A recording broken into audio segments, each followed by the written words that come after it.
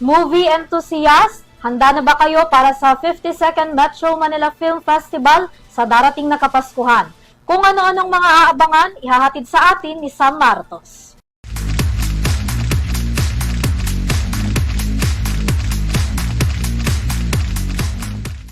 Dumako naman tayo sa mundo ng entertainment para sa ating balitang showbiz.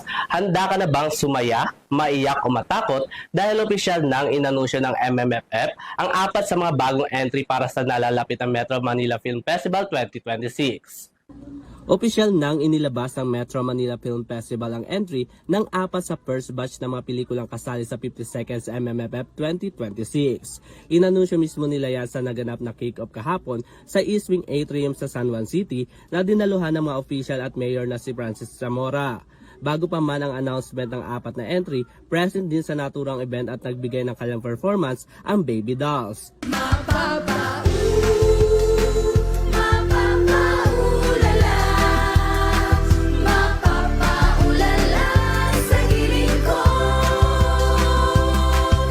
Bukod sa kanila, naghandog din ng kanta at nagpakilig sina Brent Manalo, Ralph De Leon at River Joseph sa mga fans na dumalo. Buhay ko'y kompleto na, ngayon naririto ka, sa tabi ko aking giliw.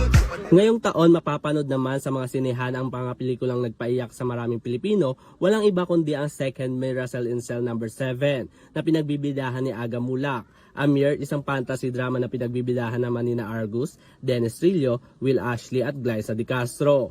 Haunted Carnival na horror film na kinabibilangan ni Jan Arcelia, James Reid, Julia Barreto, Piang Smith at Maricel Soriano. Kabilang din sa 4 ang pelikulang The Greatest Showdown na matatanda ang nakaraang araw ay opisyal na nilang inanunsyo ang tambalang Best Ganda at Big Soto.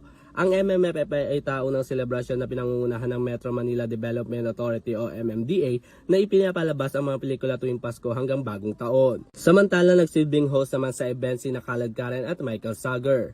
At yan ang ating mainit na balita sa mundo ng entertainment. Muli ako si Sam Martos. Balik sa inyo Vanessa, Henry at Mia.